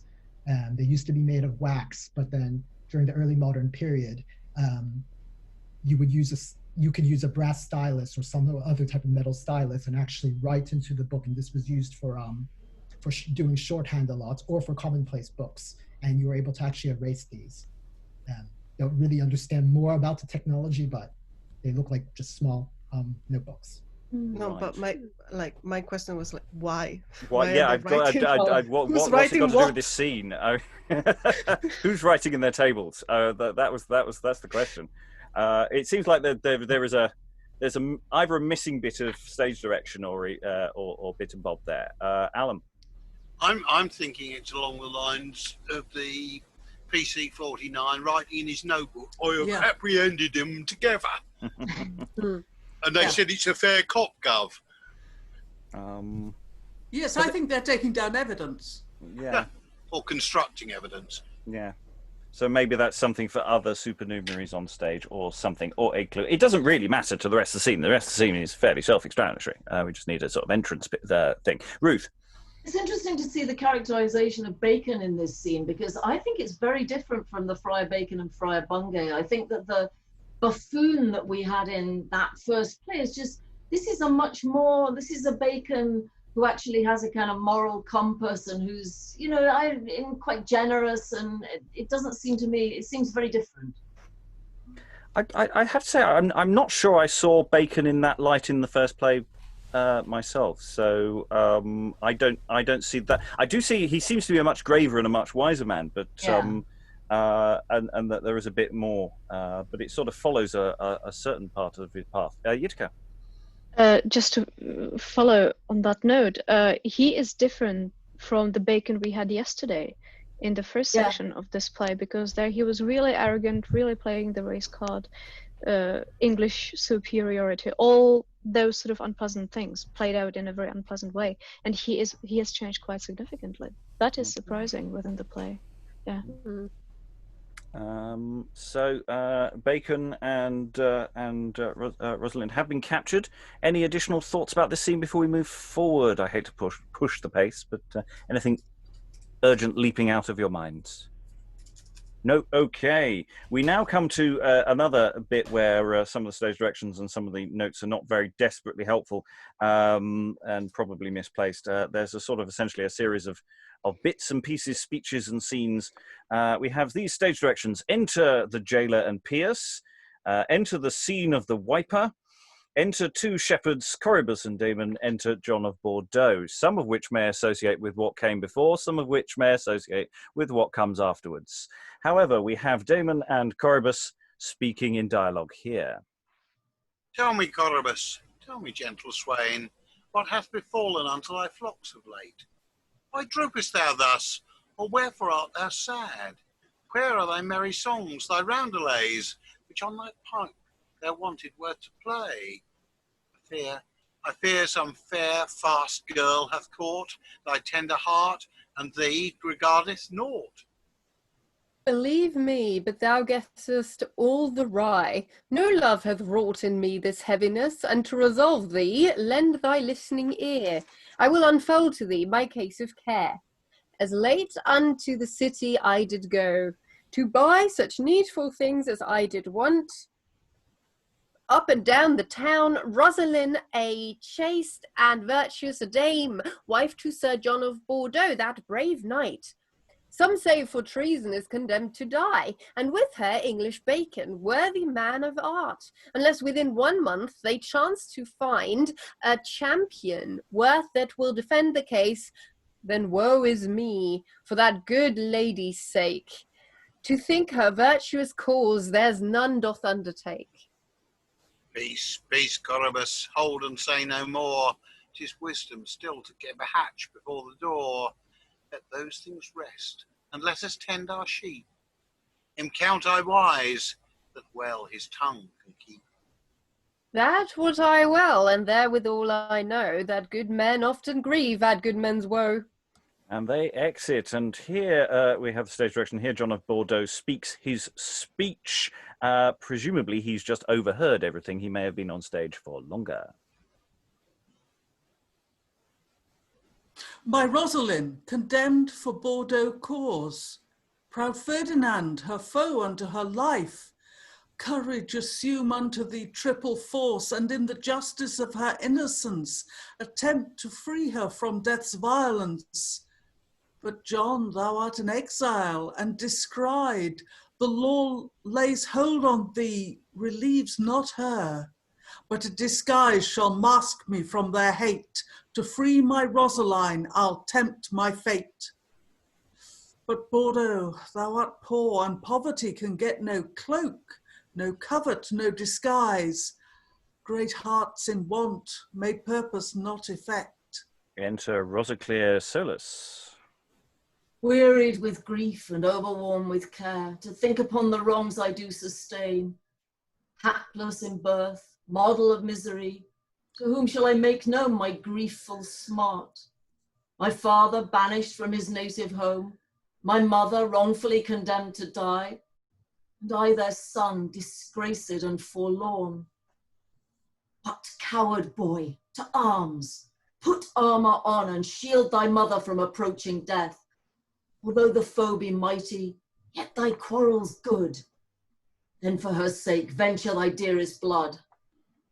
But stay, what aged man lies here, wetting his reverent cheeks with grief's true tears? Hold, aged man, take this supply from me. I hope thy prayers in fury of the fight will do me good to gain my mother right. And stage direction exit. There's also additionally here John of Bordeaux speaks, however, we have nothing more. So there's lots of this is, I think, fair to say this is around the point where the text starts to break apart a bit, both physically and also in terms of the amount of data that we're getting from the original play. Until a few scenes earlier, I think, to a degree, you can pretty much just whack this on a stage and, paper over a few of the edges and it's fine. From this point onwards, it starts becoming very Dadaist. So we've got a bit of a scene here with some general yokel people, shepherds, so that John can overhear potential route out of the plot for him. He's reunited with his son, but there's no detail there. There might not be more detail. This could all be, there is. It just about structurally functions. We've got the mention of Jailer and Perce randomly as a note, so maybe there's a whole comedy scene that we're missing. Who knows? Dan? So in the manuscript, there's a marginal cross there, which indicates an insertion. Unfortunately, we don't have the insertion text, which could be just existing in another manuscript where we don't see. In the speech of Rossalin, which you have bracketed out, which is also the manuscript photo I sent you, that's the edition by Chattel, which in the manuscript itself has a blank space, so Chattel can go in and write it. But then later on, when they have the John of Bordeaux speaks, there's a small blank space there, which just, the speech probably exists, we just don't know what it is there. So it's what you said, we're missing a lot of things because they exist in things that we can't see anymore, unfortunately. I'm going to ask us, however, to move forward. We've got what we've got, and I want to go into the something a little more meaty for the before we talk a little longer. So next scene, enter Bacon. Time is come, and Bacon must be gone. Tomorrow in judgment sits great Frederick to doom the censure of a hapless dame, and thinks to quit him of the English friar. But I will show the traitor Vandermast, nor can his charms keep me within the jail, nor Frederick detain me here in chains. Iron nor steel nor walls of stiffest brass prevails against my mighty exorcisms. Cursed chains and irons now fall off. Oh, hang you on. Rent off, I say, and fall. Why, how now, Bacon? Where is all thy art? Where is the mightiness of thy command? Lords of the North, imperial spirits of hell, thunder, lightning, rent up the bowels of the earth. I say appear. Enter Asteroth and Rabsacke. Quid Petis, Bacon. Quid Petis? Hi, stubborn hellhounds. What's the cause this rusty iron hangs upon mine arm? Why shake not off these chains when as I charm heaven, earth, and hell? Why quake not all your powers? No, Bacon, no. It goes not with thee as it was wont. The hellish spirits are no more at thy command. Thy time prefixed, thy power hath an end, and thou art ours, both body and soul. Ha, ha, ha. Away, presuming spirit, away. Thou hast no power over a Christian. Faith, wilt thou do what I will command thee do? No, Bacon, no. No soleno frater hecates ubrarum pater, etrux erinis nube tenerium nemus, ventisqui frodis orida mici teges it nox cleno, qui fletus manu negra e retortes luna pernox, cornibus adesta. Stay, Bacon. I will do whatever thou commands me do. Then, hie thee hence, as swift as thought can fly, and fetch me hither Jaquis Vandermast. If any other devil make resist, say Bacon charged thee with an angry frown to bring the drunken German all in post. Rabsacke, go thou into the north, set ope the brass walls of the winds, bring me a hideous storm upon the earth. And enter John Holland. Earthquakes on land and surges on the sea, that Bacon's wrath be terrible to all. Enter Vandermast. Whither am I brought? To me, and welcome Jaques to the frolic friar. I must to Frankfurt, man, to see the schools. I cannot wait on Frederick today. You shall be here and answer my escape. Go, Asteroth, bring him in that chain and let the proudest devil in hell that dare let loose the drunken German if he can. Now, Sirrah, if you be Vandermast, so famed for magic and for exorcisms, here let loose yourself. No, will not be. Way with him, I say. Now, Bacon, play thy reeks, set ope the prison doors, and let the prisoners forth. But first, I will have out Perce, my man. Ho, Perce! For the Lord's sake, good gentlemen, one penny among 80 poor men never were true, nor never will be. Why, Perce, I say thy master Bacon call for thee. Come hither. My master Bacon? Away, you false knave! My master Bacon, he's in the 2-penny ward, selling old ale by the pound. Good gentlemen, bestow your reward, a rib of roast beef or a venison pasty. Good gentlemen. My Perce, come forth and see who I am.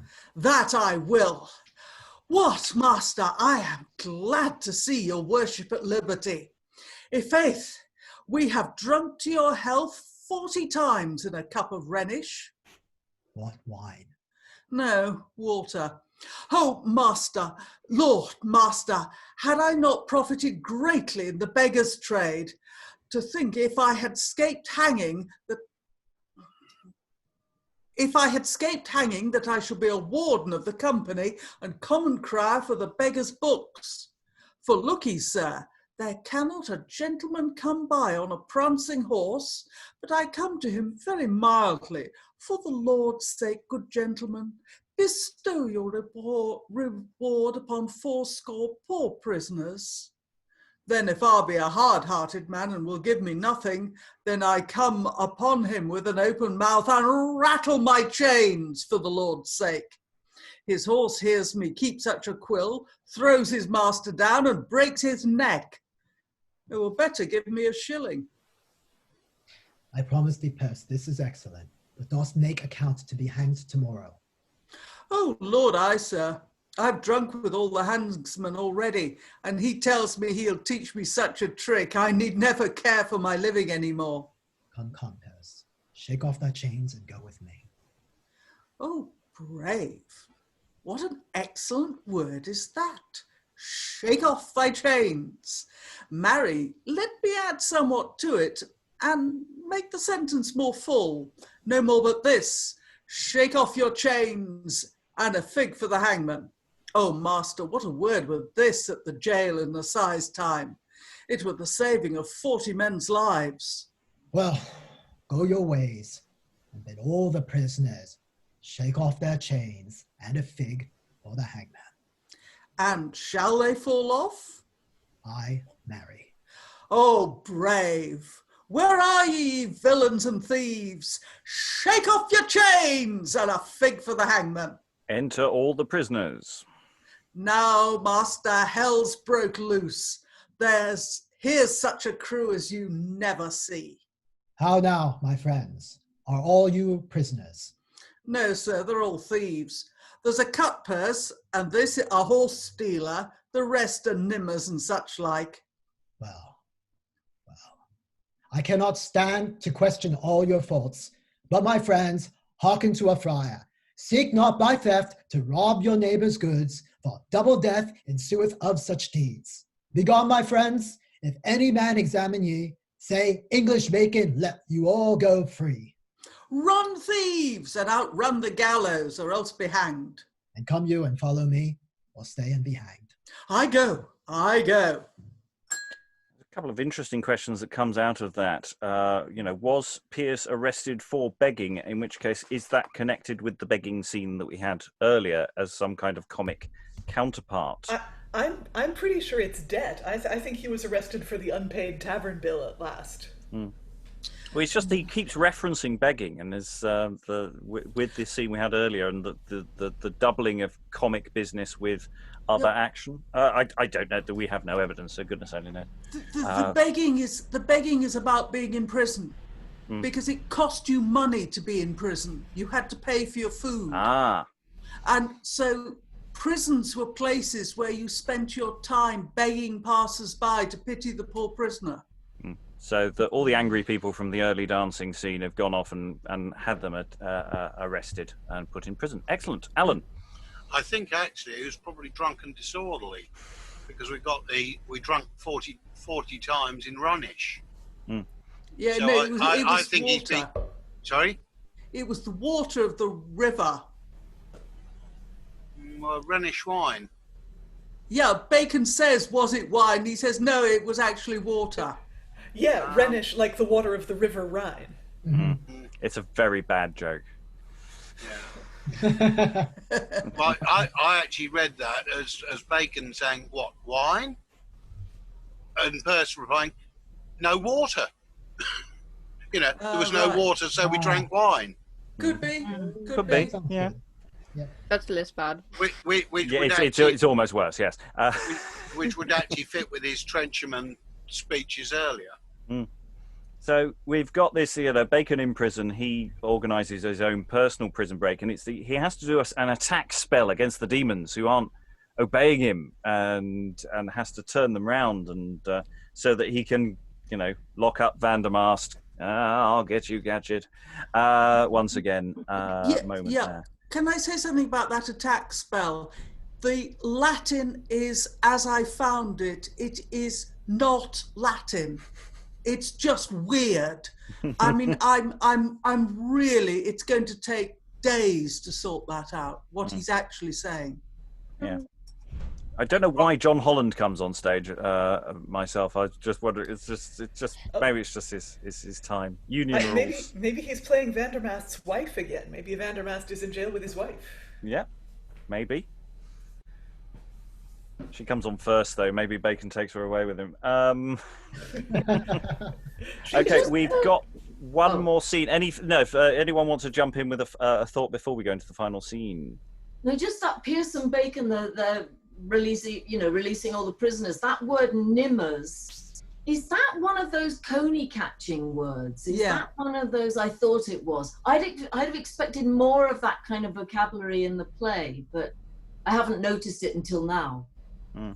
Well, it's not doing the bucolic English landscape thing again. So it might be that they're restraining themselves on that kind of terminology. Right. Or it's just not there. I don't know. Okay, final scene. It's going to get very, very itchy and scratchy when the words really disintegrate. Just say the words. Don't worry about the gaps. It turns into total Dadaist things, and I'll start adding random sound effects over some bits of it. So sadly the play peters out. So sound, enter Emperor with his lords. Bring forth the champion, call the prisoners out. In right of justice, mighty Emperor, behold your son prepared to enter in the lists against abettors of the English friar and proud conspirators of Rossalin. According both thy honour and thy birth, thy forward courage is equivalent. Trumpets dispatch and sound the fatal charge. Rosalind, prepare, for thou shalt die. Where is Bacon? Lords, where is the friar?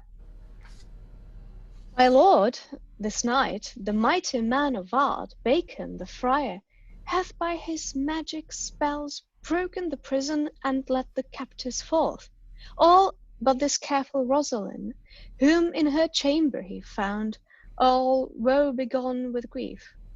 Now see I well, and seeing I perceive the cause of all those boisterous storms that did afflict our towers in this latter night.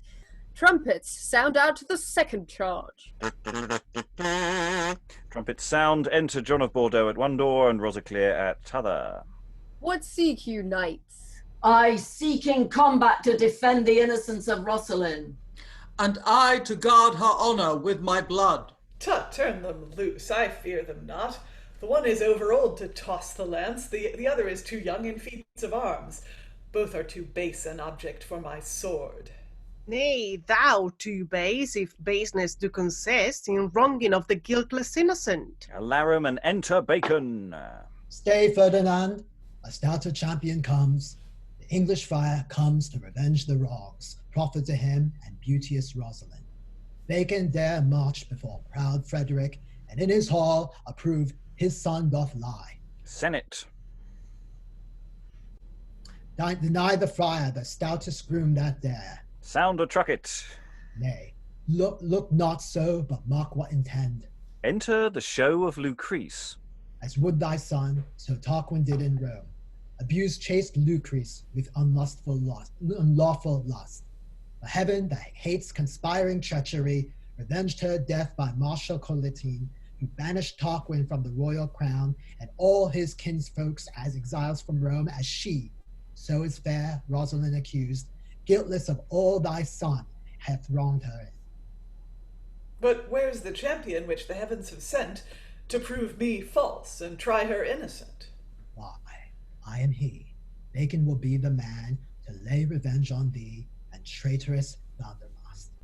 Astro, fetch Vandermast with speed, and from this time I strike him mad, and whilst he lives, this spirit shall wait on him.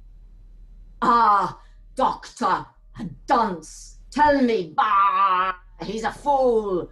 Of all good fellows, give me Perce, Friar Bacon's man. He and I am V2 with a cittern, a banger, 2 trenchers and a pot. We'll go play Rossalin out of prison.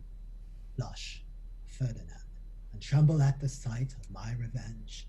See how the partner of thy practices is plagued with fevers, how his conscience stings. Jurassils repent, and thou shalt yet find grace. Grace, aye, grace. Grace is a pretty wench. I know her well. Come, he's a philosopher. What's hell?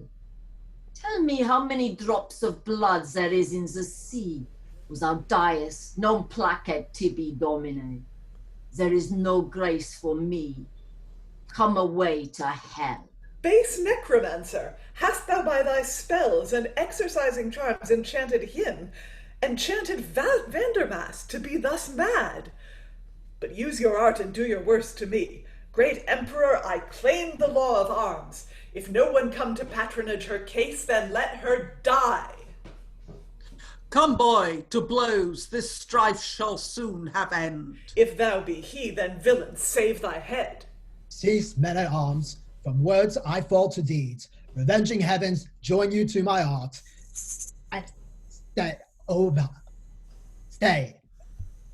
Obey, Bacon. No my, and thou prepared that Bacon and all my were wrought, my lawless exchanged, that Rossalin, but true are, and God doth. What says your grief to the heart? Bacon do with he.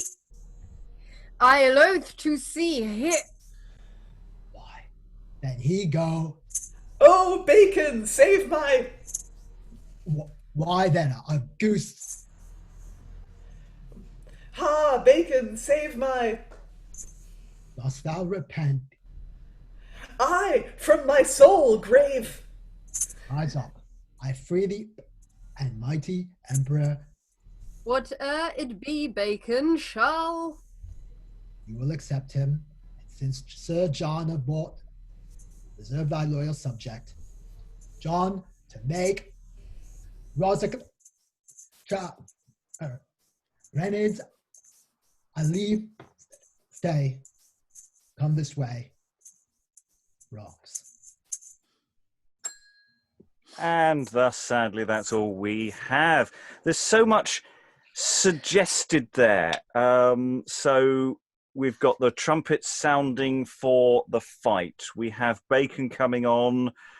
doing some sort of magic show. Then there seems to be some battle magic dueling going on between Vandermast and Bacon, Expelliarmus, etc. And then, no, we're going to have the proper fight. And then he says, no, you're not going to fight. And then it turns to mush. It actually looks quite exciting. Liza, you're muted, which is very appropriate. I have a feeling it ends well. I think they all die. I think everybody dies. There's the magic explosion. Literally, the whole of continental Europe is destroyed. Dinosaurs rule the earth. It's that kind of thing. If you did it as a multimedia sort of production, this could be when the connection just breaks. Yeah. I do like the implication that Vandermast is enchanted to lose his reason and essentially becomes a clown. I don't know. I was wondering if that was Ferdinand trying to save face about secrets that were coming out and saying, maybe Vandermast has been letting stuff going about what they've been up to. And he's going, no, obviously he's mad, kind of thing. But Vandermast, for the first time in the play, seemingly at least, goes from verse to prose. I think the change in his diction is marked enough that I think his character has been altered or altered somehow. Yeah, well, I took it as being mad. He does come in a bit like Anthony Ayling's master. He does sort of come in and go, I'll get you.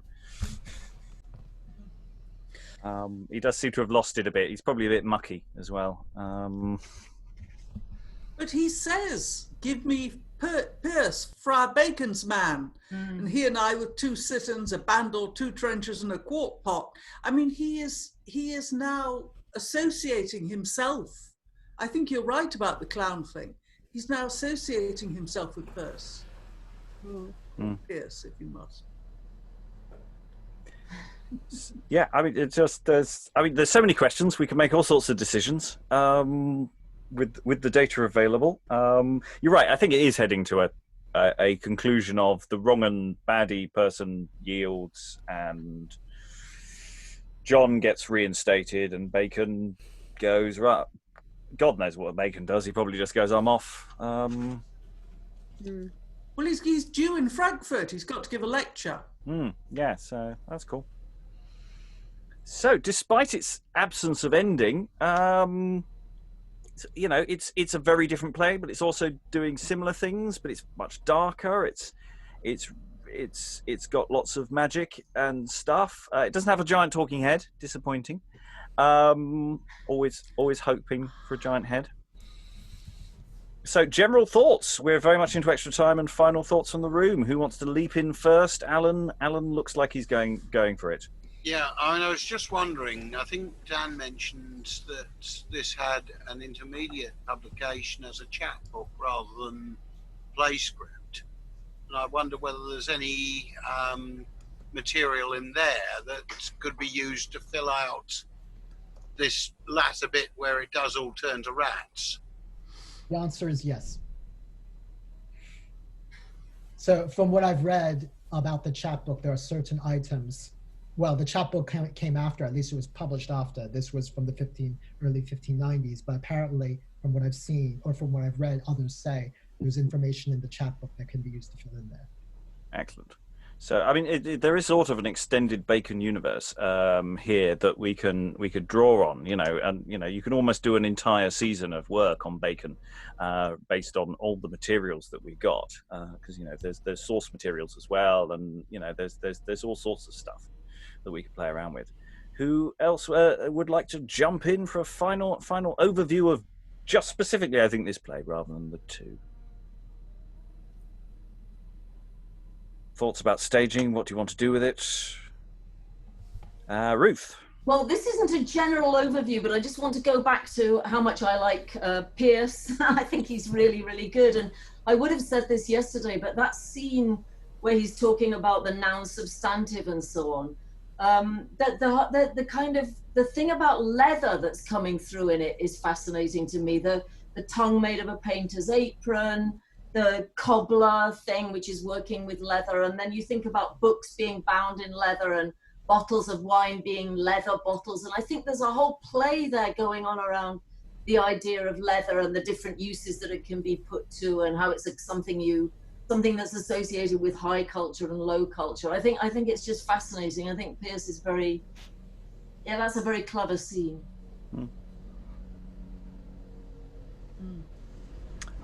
Sarah, lovely. I didn't read the first play, so I can only comment on this one, which is what you wanted, so that's fine. I'd be really interested in looking at ways to stage this as it is, because I'm kind of into that. I'm into my raggy fragments, and that scene with the in the inn where the old woman starts to dance and then everyone joins in.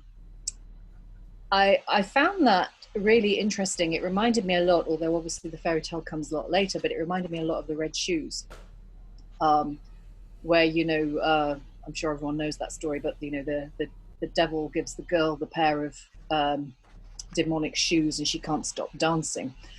And it's a fairly horrific fairy tale. And I just thought there was, although I think that scene is probably meant to be comedy, it's meant to be a comedy Perce scene. It's like, I thought you could start it off as comedy and then turn it into something, as you have more and more people coming in and being enchanted, you could turn it into something where, like, the laughter basically peters out and it turns into something quite hellish and scary, and then the spell is broken maybe, and, you know, or the scene ends or whatever.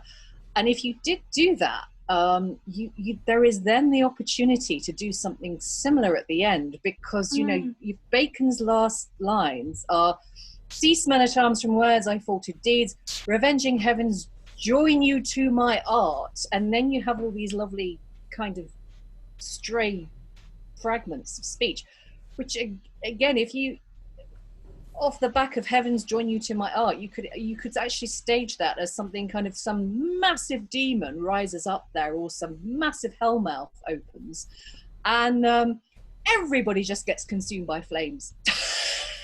And then you have these kind of maybe moments of, you know, characters, "Oh, stay, oh, Bacon, no," you know, kind of, as they all get kind of pulled down into the depths, or incinerated, or however you wanted to do it. I don't know how you'd actually stage it and work better on film maybe, but I just think there's actual scope for doing that, just as it is, because it does have a Dadaist quality to it, and you could just sort of stage it as a really cool, like, nihilist play. Well, it's almost, you want to sample those bits of dialogue at the end and start mixing them into music and things. And you know, we were talking about tone as well. You know, there are these funny scenes, but also, you know, if this one feels much more like it's playing on dramatic strings of, you know, there's this tale of, there is some comedy in it, but it's not a jolly fun thing. But that said, I'm not 100% certain the last play was fully that. There's big questions about tone for there. Liza, I think I saw your hand next. Oh yeah. Just picking up on Sarah's idea that if a hellmouth did open and a monster ate everyone, in a beyond Shakespeare self-referential sort of way, it should be tedium or incontinence from the wit and science plays, whose ultimate revenge is that he's eating this text so we can't do the play anymore. You know, I mean, I'm both a giant Elizabethan nerd and a bit of a pretentious wanker, so I'd be tempted to just write, to use what's there and write lines that finish it out, that I would guess would be the lines that would be equivalent to the lines that would be there. I mean, we're not dealing with Duck Guy here, so I would feel much less compunction about jumping in like that. Because it's pretty clear plot-wise what happens.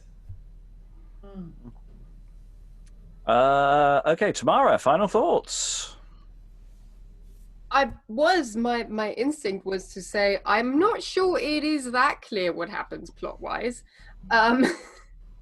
But I enjoyed this play, but mostly I enjoyed bits of it. So I think for me, I don't think I would necessarily want to stage the whole thing. I would want to do the scenes with the scholars and Perce I think they really lend themselves to a scene evening or something like that. That's what intrigued me the most in this play. Yeah, I think part of that is mostly because I don't know how it ends, and I genuinely don't know how it ends. We can make guesses, but I'm not sure. I'm not sure. The nice thing we have with adjusting how it ends is just I think Ferdinand needs to just to fall into a pit into hell. I think, which I suspect the original play doesn't do, and so I think I quite enjoyed doing that. Just literally thunk, down he goes, long scream. That'll be fab, and so we can solve that problem. Now that you've said that, can Rosalind come on stage with a broadsword and just defend her own honor? Yeah, absolutely. Dan, final thoughts? Fascinating piece of work. This is something that I'm really grateful that we got to do. So thanks for agreeing to do this, Robin and Helen, for putting this all together. I really like the tone of this play, how it's completely different, it seems to me, than first part of Friar Bacon. I agree that the scenes with Perce, I think, are the strongest scenes. But there's a lot that I think with the second reading, now that we've got an idea of how the structure goes, where we can mine out some of those other parts that might seem a little bit wonky. But I also agree with Sarah that I love the idea of trying to just go with what we have there, because this text was certainly an abridgment of another text, which accounts for why there seems to be things missing, because it was a longer text at one point. But it was meant to be, this is how they wanted to stage it, so why not go with it? We don't know how it ends, and I kind of like that. We can just write our own ending to it. Everyone's just increasingly just stopped speaking, and they're just left alone on stage, standing there looking at the audience, waiting for someone to do something. It'd be like it's the 1960s and such things are original and new. Jitka, final thoughts? I'm intrigued by the picture you have just painted. Yeah, I think if this was to be staged with the ending as it is with the fragments, it feels like it would be a brilliant opportunity to actually remind the audience that preserving early modern text is such a fragile thing, that it would be a matter sometimes of chance whether things would have not just gone into print but would have been preserved. And there is obviously a huge space of lost drama that we don't really think of unless we are scholars studying that. So it would be amazing to show the precariousness and fragility of the text that we are relying on to make these sort of noises at the end fragmented. It feels like a brilliant opportunity to draw attention to the materiality as well as the performance. Lovely. Valentina, final thoughts? Yeah, a bit like Tamara. I think like I liked bits of it, and I don't usually I don't usually look for like to place the text in a particular box, but with this one I felt like the lack of visual, I mean like the need for visual stuff was so strong that I went from like in my head, like from like Jonathan Strange and Mr. Norrell to little, maybe it was also the parts that I was reading, I don't know, but like the Little Matchmaker today to kind of Robin Hood at the end with Merlin. I was like, this is weird. So I would be interested in working on it just because I want to know what happens in the rehearsal room and what comes out of it. I think Sarah's idea of like pushing the magic, which is not really pushing it, it's just that obviously when you read it, it's not there. It could work really well, but also I would be interested to see what else comes out of it. I like the Strange Norrell thing is, you know, first half we're talking about the magicians getting co-opted into war, and that's it feels actually very much like the second half of the book. The first half was what we were doing with Friar Bacon and Bungay, so I quite like that as a thought. Helen, final thought? My problem with this play is almost entirely based on what on earth are the random entrances of John Holland all about. I mean, it is the play I can cope with as a piece of early modern, part history, part whimsy, part spectacle. But John Holland, now he's a real person, and he, when he comes on, he doesn't always do anything. And why him? I mean, of all the actors they had, why does John Holland get a mention in the text? It's bothering me. I need to research this guy. John Holland was the company's sponsor. He was a local potentate who would walk on with a big billboard for his goods and wares and just walk past. Had nothing to do with the action at all. He entirely made up spuriously. Alan. I was just wondering, in fact, whether if Holland were an actor, this was actually the script for his benefit night. Possibly, or he may have been a new player in the company or a substitution into the company, such that whoever had this master copy might have had to note his entrances. Mm. Yeah, he is trying to decide precisely what bits he's doing or who he's playing, and things like that. He does seem to be a supernumerary mostly, and delivering letters perhaps. He might be that servant. That's sort of how it felt to me. Dan, did you want to leap in on that thought? Yeah, just it's a funny thing when they designate actors, because only the manuscripts that have been actually marked for performance is a hallmark of them to actually sometimes name the actors, because they just think of them as that. As I'm sure you've seen in some of the He Who Shall Not Be Named, they actually refer to Kemp, for example, rather than whatever his character was in whatever play. You deserved it. It's fine. Sorry about that. So he is a Stranger's Man actor, which is why there's an association with the Stranger's Man. Yes, and it's any final thoughts before I do a final roundup and close? Nobody got anything anymore? I mean, it's interesting thinking about this as part 2, and we've looked at a couple of part 2s, and there are play sort of formulations where the first half is the funny half, and then the second play is something much darker. Spanish comedy, Spanish tragedy, Antonio Melida, Antonio's Revenge. And though it doesn't go that dark with this, I'm just wondering whether there's almost an expectation that the sequel might be a little more darker. That's just a thought I'm throwing out there. I have no follow-up on that. Just talking about fragments, we've done a lot of fragmentary short interlude plays that have literally survive, with 100 lines or something like that, or less. In some cases, I think it's 30 lines, 10 lines. We're getting down to almost 10 words. In some cases, and I really want to be doing events where we do play around with those, playing around with improvising around those texts, as well as just performing them almost as installations. And so this really feeds into that fragmentary work that we've done. We've done quite a lot of it. There's a lot of interludes from the middle of the Tudor century where we just have these bits, and they sort of almost match up thematically with other bits, and I sort of see a meta thing going on there which I want to play with.